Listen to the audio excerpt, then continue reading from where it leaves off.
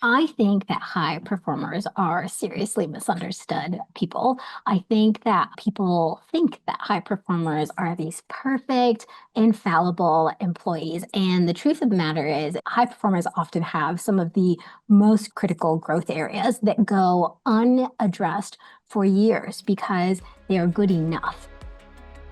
You're listening to HR Superstars, a podcast brought to you by 15Five. On this show, we talk to strategic people leaders who are making a meaningful impact in their organizations and shaping the future of work. So get ready to be inspired and discover the secrets behind building high-performing teams and fostering a culture of growth and thriving. The future of HR starts here. Hello and welcome to everyone. I'm Karina Young, our VP of People at 15Five, and I'm so happy to have all of you here today. Today, we get to dig into a blind spot that is quietly costing companies much more than they realize. High performers who are burning out, checking out, or quietly walking out the door. In HR, we're all trained to spot the obvious risks: low performers, low engagement, high turnover. But a real threat to our companies is often more nuanced than it's the people who used to be all in, the ones who might still be hitting their goals but aren't raising their hand. They show up physically, but they're not lighting up. They're not contributing. They're not innovating in the way your business needs them to. And that's not a nice to have. It's necessary for the future of your orgs. These people are culture carriers. They're your future executives. They're often part of your succession planning or your change management. So when they start to disengage, it rarely sounds a loud alarm that we all hear until it's much, much too late. And when they leave, they don't just take their output or those deliverables, they truly take away momentum, morale, and institutional memory as they head out the door. So today we're going to talk about, how do you identify these people? How do you see early signals? How do you re-energize top talent in your org? And how do you ultimately create an environment where your best people want to stay and grow, so you're not constantly playing this cat and mouse touch-up? I'm super excited that we get to be joined today with Melanie Naranjo. She's the Chief People Officer at Ethena. Melanie has built cultures that support and retain top performers, and she's going to talk with us today about what support really looks like for top talents and challenge some of our ideas that maybe we've been holding on to for too long.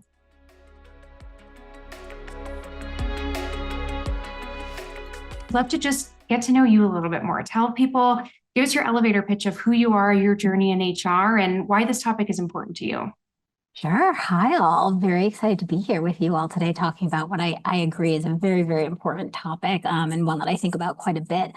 My name is Melanie Naranjo. I'm the Chief People Officer at Ethena. We're a compliance training company. We do everything from harassment prevention to cybersecurity, hotline and case management, all of it AI powered. And so, it's helped me build a people community, and it really encourages me to give back. And that's why I love participating in really key discussions like this, and I'm excited to dig in deep with you all today.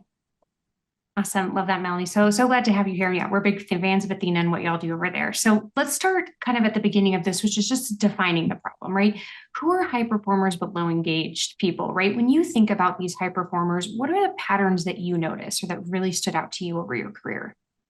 Yeah, what's funny is I think that high performers are seriously misunderstood people. I think that people think that high performers are these perfect, infallible employees. And the truth of the matter is, high performers often have some of the most critical growth areas that go unaddressed for years because they are good enough. And what I mean by that is they're not causing problems, they're getting the job done, and therefore they're making the manager's life easier.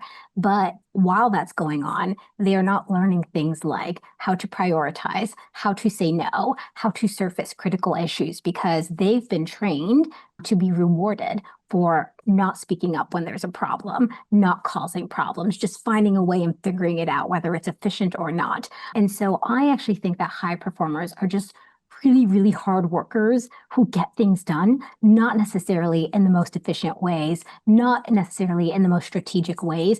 They're just people that are removing blockers from their manager. And so I think understandably, they are often the first to be burnt out and often struggle when they get promoted into more strategic roles. That's sort of my definition of a high performer. Just really, really hard worker through brute force, cares a lot, gets the job done, but isn't necessarily as infallible as we think that they tend to be.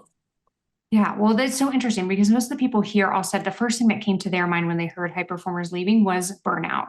right? And oftentimes, like we all can even know from our experience, part of what leads us to burnout is those habits that probably got us really far early in our career, but we never learned to quite refine as we continue to grow and continue to get better because they are rewarded. It's like, great, you made less work for me, you made less hassle for your leader, you make my life much easier. So let's keep going, let's keep moving you ahead. Do you think then that those people are actually high performers? Is there like another segment of people we're totally missing out on who maybe have the right mix of skills and impact? Oh, that's a great question. I mean, I certainly do think that there are people that get there and that I think that high performers, when you partner with them, will become true high performers. But if you're asking me the direct question, do I think high performers are like perfectly high performing? Listen, they're getting the job done, so I'm not going to knock them there. But I think they have meaningful growth opportunities that too many employers overlook as opportunities to engage, inspire, and really retain those employees. So yes, I do think they're high performers, but could they be doing better and could they be working smarter versus harder and making their own lives better as a result? Yes, also true. Yeah, exactly. And it's hard because if someone isn't stepping in, especially from the people function to coach leaders on how to actually grow those high performers well, and how do you actually target what's going on, it's very easy for all of these things to just exacerbate.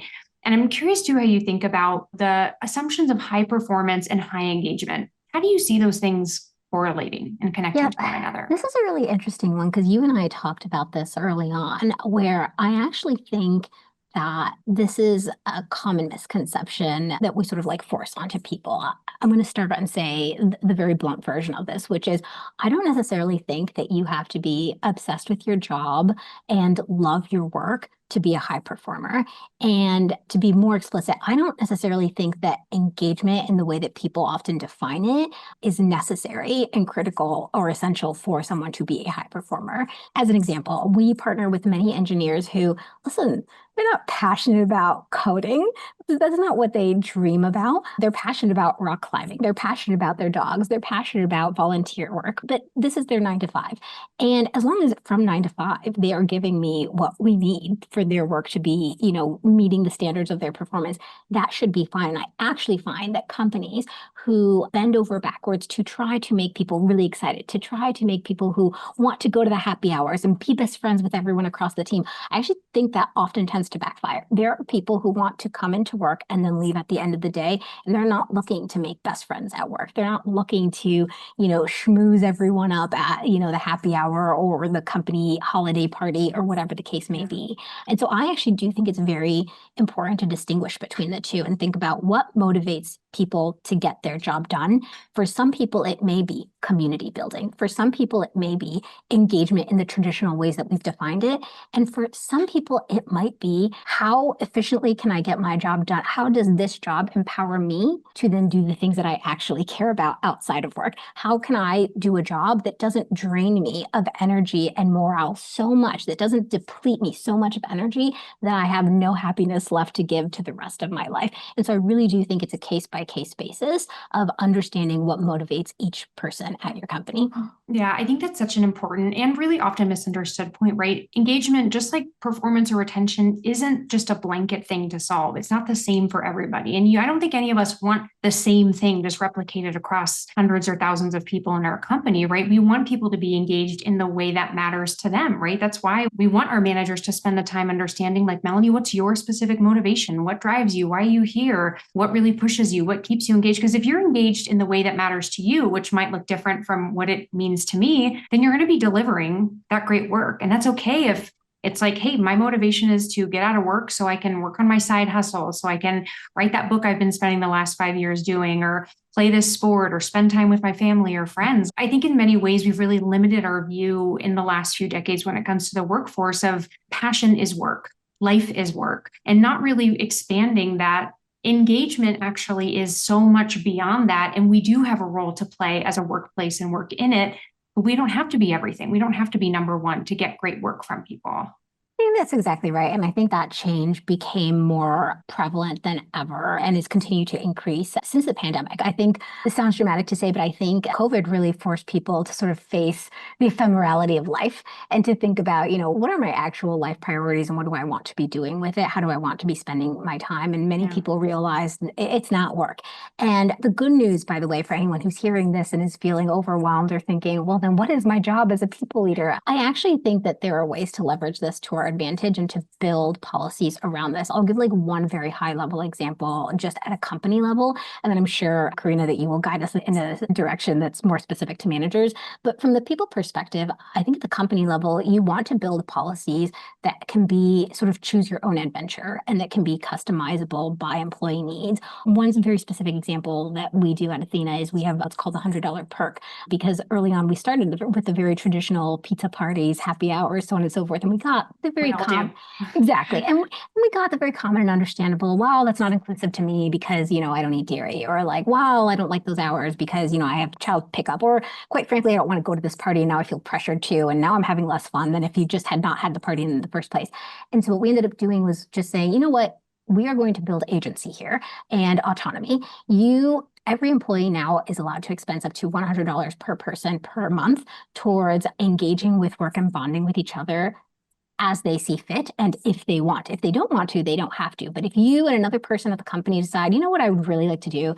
I've been trying to get a mani-pedi for the last month, but I've been too busy. Do you want to go at lunch and get one with me and we'll expense it to the company? Great, let's do it.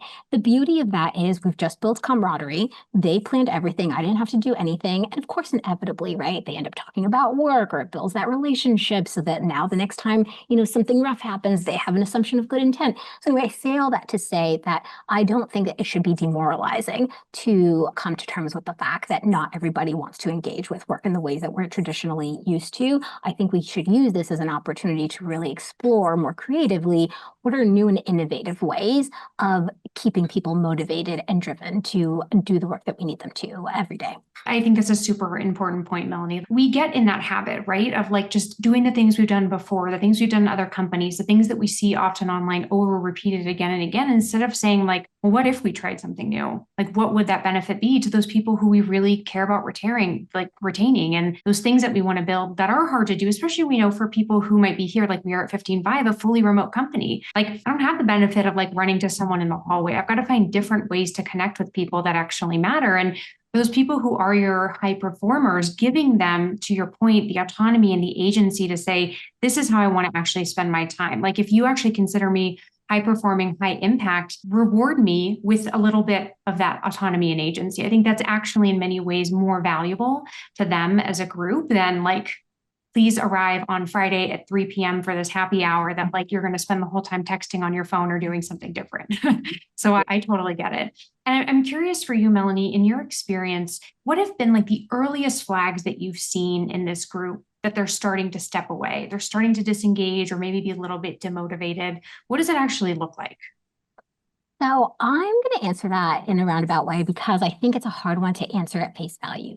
The reason being, high performers, in my opinion, have been conditioned to not cause problems and to make problems go away, which means, in my opinion, it's very hard to identify those signs. You have to proactively solicit information if you want to catch whether or not a high performer is starting to disengage or become demotivated or start thinking about leaving. Because guess what? They're not going to say it. They are not going to say it because that is not what they define as high performance. And that's not the persona that they have spent all this time building throughout their careers. So really what you have to do is actually start proactively asking questions. And they should be questions that target what I believe to be the top 3 triggers for high performers really considering leaving a company, getting demotivated, and disengaging. One is when they start to feel undervalued. I'm doing a lot of work. I'm working harder than anyone else, or I perceive that I'm working harder than anyone else, and it is not being valued. It's just being taken for granted because, of course, Melanie or Karina is going to take on the extra load. Of course, if somebody's going on parental leave, we're going to throw it over to Karina. Of course, if somebody is not doing their job well enough, instead of performance managing them, we're just going to have Karina do it for them, right? So one is not feeling valued. The second thing is feeling like they have lack of growth opportunities here. Hey, I'm doing all the work, but there's no promotion opportunity, or even without promotion opportunities, I'm not doing any new work. You're just giving me the same thing. And you as my manager are not doing the work to call out areas where I have reasonable and actual meaningful growth opportunities, like learning how to say no, learning how to prioritize, learning how to flag when there's an issue worth addressing.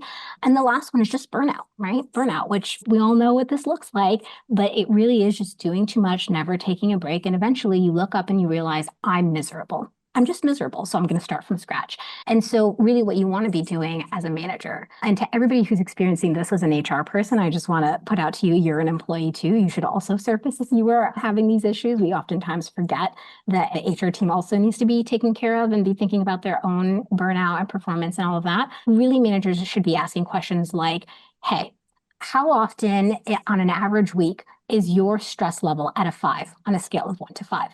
Hey, let's pause for a second. Let's talk through your workload. Which of the things on your plate right now is bringing in the lowest ROI, and why are you still doing it?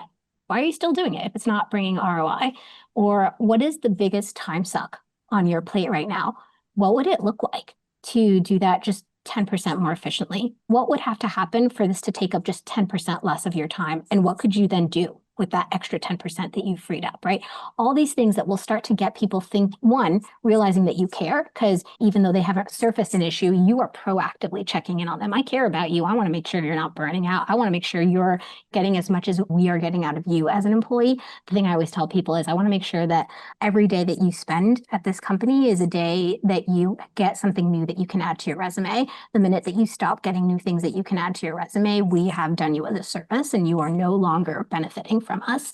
And so these things will, one, indicate and signal to your direct report that you care, you are thinking about them, but two, it will start to surface those things that they otherwise wouldn't bring to you, because in their mind, they have told themselves and convinced themselves that speaking up, bringing you problems, is low performing attitude. That's low performing behavior. We want solutions, not problems, right? And so it's your job as a manager to alleviate that burden by asking those questions proactively and making it clear that this is not a problem. This is us partnering and strategizing together.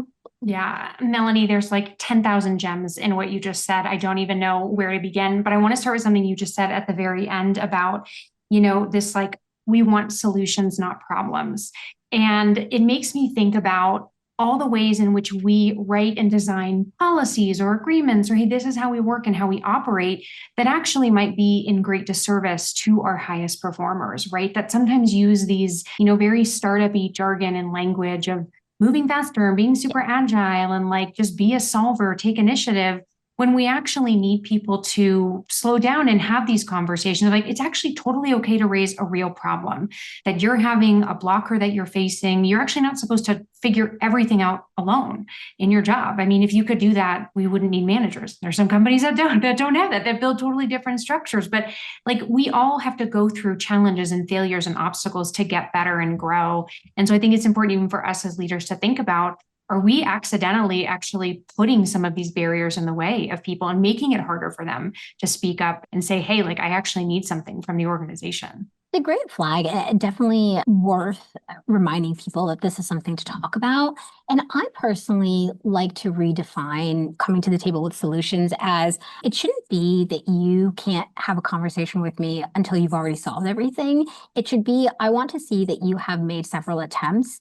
And if you still are not able to solve it, then of course that's where I come in as your manager. That's my job, is to partner with you and help coach you and manage you. And sometimes I learn from you as well. What I'd love to see is us redefining, solution-oriented mindset from you have to come with the answer and the problem already solved to, hey, manager, here's a challenge I've been facing. Here are the 2 things that I've done. And unfortunately, it's not working. Can you help me poke holes in where I've gone wrong, or help me brainstorm what third magical option am I not considering?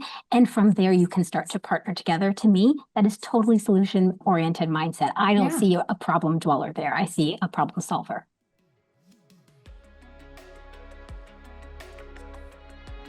Just measuring employee performance is no longer enough. 15.5 helps your HR team take action to maximize performance. With 15.5's performance management platform, you can easily set up review cycles, collect ongoing performance data, track employee goals, and deploy customized campaigns that empower managers to drive growth. Learn more at 155.com or click the link in the show notes.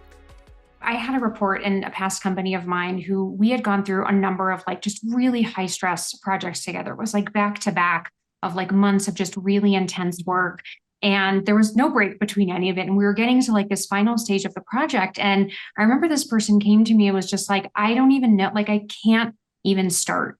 I'm just like so mentally blocked and overwhelmed and burned out. Like I can't even begin to give you like the first two solutions. And instead of sitting there, which like honestly, like my instinct would be great, I have 5 solutions in my head, let me tell you, was to just give them the space to say, let's just like remove all those blockers from your mind.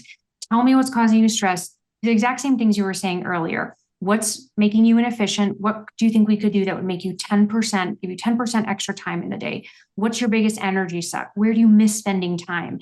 And even in conversations like that, gave that team member of mine the space to leave and be like, okay, now I can go and do this. Like, I didn't need you to give me the solutions. I just needed you to help me clear what was stalling me from getting ahead. And I just think it's just about being creative in those moments of like, we really care about our people. We know who our high performers are. If they're asking you for something, find a way to help them and coach them through it to get to that next stage. I do really love that point that you made around what are the things that you love and how do we get you back to some of that? Because one of the things I don't think we think about enough is the difference between energy draining and energizing work, because you can be doing the same number of hours of work, but if it's all draining work, that is so much more emotionally taxing than 8 hours of work that you love and are energized by. And I think sometimes that for a high performer can be hard to acknowledge as well. Like, oh, it's not that I'm working till 2 a.m. every day, but somehow I feel drained. I don't know why. And so just to sort of create those terms and create the space to discuss that and acknowledge, yep, this is draining work. So how do we make this less draining? How do we use AI to automate some of that work so that it's not taking up as much of your time? And now you have more time to do the work that is energizing you and you walk away feeling like you want to do even more. Exactly. And even coming back to what you were saying earlier about what actually matters to your highest performing employees, what is it that they're looking for? If the thing that actually brings them the most energy, allows them to come to work with energy and excitement is like what they do outside of work. Hey, I realize, Melanie, like in the last 3 weeks, I've spent like no time working out. I've totally skipped my morning routine because I've been on all these early meetings and I'm really feeling it. Like, I just don't feel like myself. It's like, great. Like, how do I get you that time back? What can we do together to collaborate and do that so that you can still show up here and do the work that's needed? And just think about them as a whole unique person that has a unique set of needs that your job is to figure out and find out what are the different levers that you can pull. I'm curious, when you talk about, taking this proactive approach to figuring out these signals and actually seeing them, how much of that is the relationships that you build with people, the one-on-one versus data, and using actually numbers to maybe try to find some of these hot spots that need your attention? Not sure everyone will agree with me, but I think that high level data like an engagement survey, I think these are good indicators of company-wide trends, but I don't find that these are going to be the things that help you with each individual high performer, because as we said early on, each individual high performer has unique needs and unique things that motivate them. And so if we try to find a one size fits all, it's doomed to fail, in my opinion. Yes, the engagement survey is going to help me understand if we have widespread trends. It's also going to help identify if there are problematic trends, right? If all the people who are struggling the most are of one particular demographic, that's really concerning and we need to address that. But in terms of individual high performers, the best approach is one-on-one relationship building, and that manager proactively surfacing those issues through questions, but also role modeling and showing what is okay behavior, what is expected behavior, and spotlighting when somebody else did a great job of surfacing an issue to them that they were then able to and happy to, as a manager, partner with them. It's also putting your money where your mouth is, quite frankly. If you as a manager, all you do is complain about your underperformers to your high performers, what message are you sending to your high performers? They don't want to be the person that you complain about, right? And also, the message they're getting is you're not going to actually do anything about it. You're not actually going to hold them accountable because your high performer, I'm the one that's going to solve this problem for you, right? And so it's really about all the message signaling that you are doing, whether consciously or subconsciously, all the role modeling that you are doing, all the questions that you are asking. That is what's going to make the difference for your high performer. I really can't emphasize this enough. I know we're talking about high performers, but I really do think this goes hands in hand. You cannot retain high performers if you do not manage underperformers. If you do not manage your underperformers, I promise you, the person who's then going to have to deal with it is your high performer. They're the ones that are going to have to carry the load. They're the ones that are going to see, why am I getting paid the same amount of money as somebody else for doing much higher quality work? So if you want to retain your high performers, you have to take a good hard look at how you're performance managing across the company. And what I am not saying is spend all your time on your underperformers. What I am saying is that while you are doing the work of investing in your high performers, you also need to do the work of holding your underperformers accountable. Why do you think that's so hard? Like, why do you think that tension is constantly there?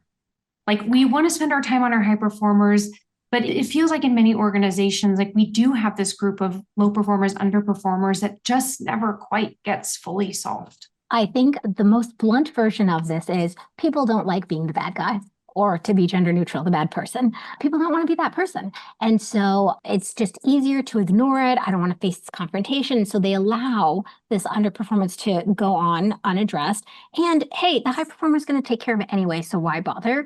What a company needs in order to be able to manage this is clear performance standards and clear, very specific ways to track these and address them very quickly. And I'll give some specific examples so that people actually have something to move forward with from here. One of the things that we do at Ethena that has worked quite well for us is we do mandatory feedback sessions between managers and direct reports that alternate with their one-on-ones. So if you think about a weekly one-on-one, 1 week you have a one-on-one, 1 week you have a session that's just dedicated to feedback, and we color code the feedback. Yellow means nice to have. Orange means if you don't do this, fine, you're not going to get fired, but you won't be eligible for an increase or promotion. And red means danger. If you don't act on this meaningfully and sufficiently, you will lose your job. Another thing that we do is every quarter we have a performance pulse check where we ask 3 questions. All managers have to meet with their managers, so the skip level, and they have to answer 3 questions. 1, if this person were to quit today, how would I feel? Panicked or relieved? 2, is this person ultimately making my job easier or harder? And 3, if I could replace this person today with the snap of my fingers with somebody else in mind, would I do so? And if the answer is yes, it doesn't mean that we're immediately going to fire someone, but it does mean that person has approximately 60 to 90 days to either become a yes to all those answers, like a positive, or they will no longer be at this company. And I don't say that from a place of lack of empathy. I say that from a place of honesty and transparency. And it is important that you hold managers accountable to these standards. It is important that you be loud about these processes and performance metrics to your employees so that they themselves can understand, oh, I'm in the red. This is important. I have 2 to 3 months to turn this around if I personally would like to keep this job, right? And so again, it's not about being nice or being not nice. It's about being clear about what it takes to be effective as a company, because I can't just think about you. I have to think about the good of the entire team and the entire company. And so if you want to be on this journey with me, this is the contract. This is the agreement that we have to have. Where I think companies go wrong, to answer your question more directly, is these things are not transparent. And no one actually holds anyone accountable, including the managers, to these standards. And there are no milestones or stopgaps in place to make sure that these are not going on and on and on. Whereas if you put in a quarterly pulse check where you have to check in every quarter, and if this person has not turned it around by that next quarter, then you as the manager now have a performance issue, and we're going to deal with that. So I think that is where that tension comes into play, that there's no accountability, there's no structure, and there's no transparency. Well, yeah, if you're only doing a performance check-in once a year, you've got 12 months for everything to go off the rails, and nobody's holding anyone accountable. And I think to your point on manager accountability, that is so often what I find, like that missing step, which is, we told you that if you answer no to these questions, you have 60 to 90 days. Now we're at the 90-day mark. It's actually no longer their performance problem. It's yours as a leader if you're going to let this continue. We don't do that. Like, not only do we not want to be like the bad person to the employee who's underperforming, but we also don't want to be that to the manager. And if you're not going to hold anyone accountable, then just make that clear agreement in the company. That's just not what we're going to do. But if you're trying to have a high performing organization, you're investing in the right people, you're moving people out who aren't contributing to the org, who aren't meeting your expectations, you have to be clear and kind and transparent and consistent. Like that is just the bottom line. I think that's exactly right. One of the things that I do think is key here and where people go wrong is they'll hear this. Yes, it's accountability. Yes, why aren't managers doing their job? And the solutions that they come to the table with are, okay, let's provide an overly complicated performance review process. Let's, write this 10-page handbook that all managers are going to be required to read and sign off on. And let's offer this 10-hour training. And I personally don't think that's the solution because your managers are not going to do all that. They're not going to read it. They're not going to be paying attention. They're not going to remember it. It's too much. And so that's why if you'll notice, anytime I am providing like, hey, here's what you need to do, it's short, it's memorable, it's quick, right? Our performance pulse check is 3 questions. How would you feel if they quit? Are they making your job easier? Would you replace them if you could? That's it, right? Managers really understanding the underlying issue, right? Managers don't have a lot of time. Managers don't like having tough conversations and saying the tough thing. They sugarcoat, right? That's why color coding is helpful. Instead of saying, hey, your job is at risk, because they'll never say that, even when you say, are they going to be surprised if we fire them? Well, I think so. I'm not sure. I'm pretty sure. Always, right? If you have to ask that question, they will be surprised. Do you know what's a lot easier to say is, hey, I'm sorry, but this is a red. This is a red. And by the way, if you make it common enough language, which we have at Ethena, if your manager starts to dance around it, guess what? Your direct reports are now empowered to more effectively manage up. Hey, you're making me a little bit nervous and I'm unclear. Is this an orange or is this a red? Now you can't get out of it, right? So now it's very clear. This is a red. We have a performance issue. You've got 90 days to turn it around. So my recommendation to everyone is, yes, we need to hold managers accountable. And also, if you do it through brute force without understanding the underlying issues, that in and of itself is not going to be effective. You need to understand the underlying issues that managers are facing. You need to meet them halfway, and you need to make it easy for them to do the job that you are asking them to do. Yeah, I love it. So let's think about this in terms of the high performer then. What are some of the things that you want to see or you coach your leaders to do in the organizations to start closing the gap, right? Someone is being disengaged. We've got to re-engage them. We need to do something. What actually works? So you start with the questions, right? You pulse check to check, are they motivated? Are they energized? Is there something they're excited about? Do they see themselves here in another 1 to 2 years? Once you've identified those issues, you really do have to come up with a custom approach. So I'll give a specific example because I wouldn't want to give something too vague that doesn't apply to everyone. So let's look at a specific example of someone who is disengaged because, quite frankly, I just don't feel like I'm growing anymore. I feel like all I'm doing is like taking on all these different eggs in a basket, but I'm not actually getting better at my job. I feel like if I quit today or if I quit in 5 months, there's nothing I've added to my resume. That's big.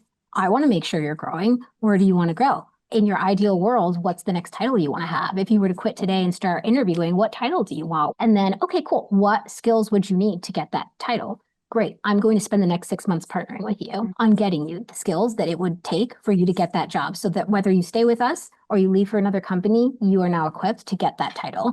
And I know that can sound scary and counterintuitive, right? Like, wait, you're preparing them to leave the company? No, you're not preparing them to leave the company. You are giving them the skills that are going to want to make them stay at the company because they are getting something out of it. Because once they get those skills, they will be able to trust that when they come back to you and say, I want to do more things, great, I will partner with you on how to make that happen. Oh, I don't have that specific skill set myself. No problem. I have a network. I'll connect you with so-and-so, right? You want to make sure that you are providing value to them. If somebody comes to you and says, I'm burnt out. I'm working till 2 o'clock every morning. I don't have time to work out. I barely have time to walk my dog. This is miserable. Okay, cool. Let's talk about your time sucks. What can we delegate? What can you deprioritize? What should you be doing in half the time? And I don't know why you've been taking so much time on it. Let's figure that out together, right? Which things have you been saying yes to that you should not be saying yes to?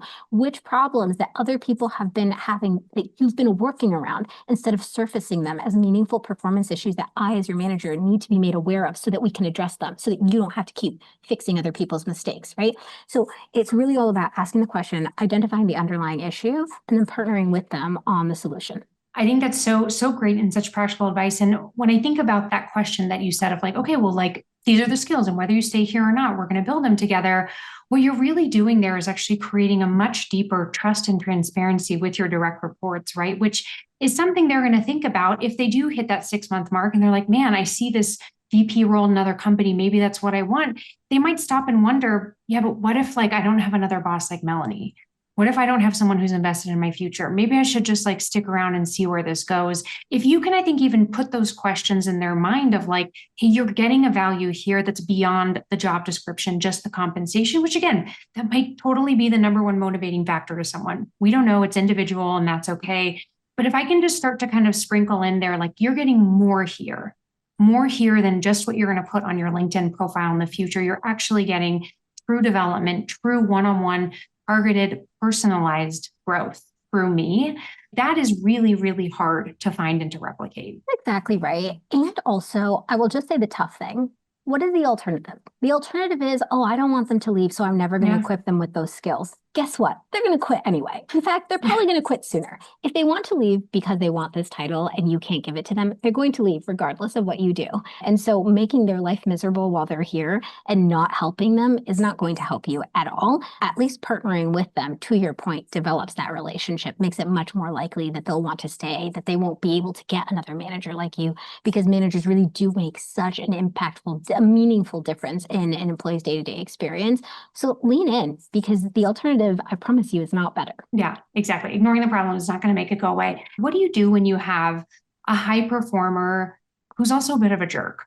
Like someone who is not a culture contributor, maybe a bit of a detractor, creates a negative environment for others.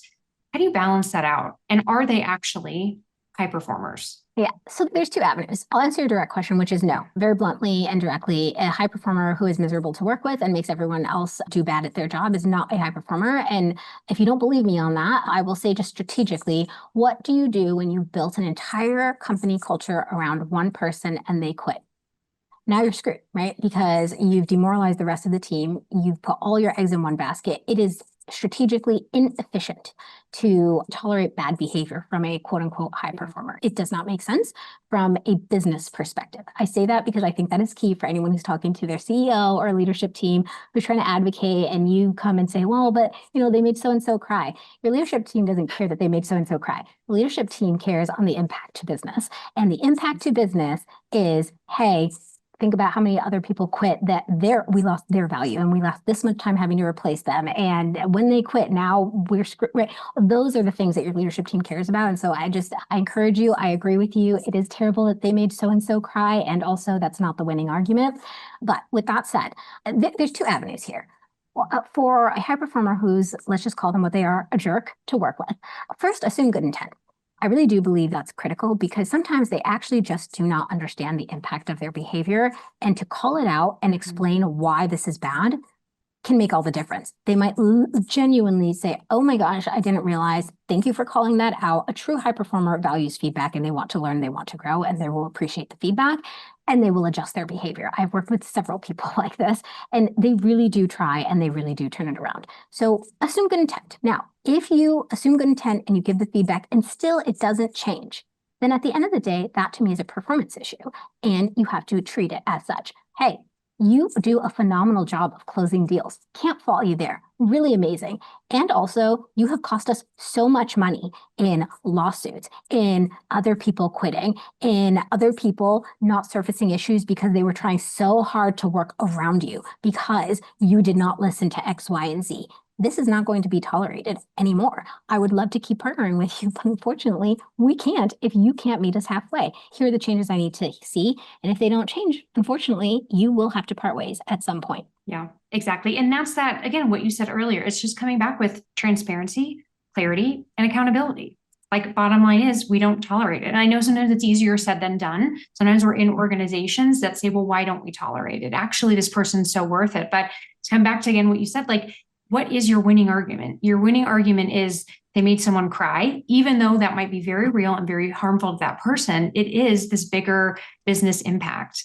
Melanie, as we wrap up, I would love for you to just share, what is the one thing you want people to do differently with their high performers walking away from today? And if they want to connect with you, where can they find you? The one thing truly would be, take a good hard look at your high performer and think about where they have room to grow. Like, truly, not, well, but they're getting the job done. Like, genuinely, it is such a disservice to your high performers to not help partner with them on helping them get more efficient, being able to prioritize better, surfacing issues, because those things are making their life miserable, I promise you. And those things are going to hold them back when they finally do enter a leadership role. And so what can you do to meaningfully help them make their own lives better, and your life too, but their lives better? And so just start by asking a question. You can literally say, hey, I came off this webinar and I realized I haven't been proactively checking in with you.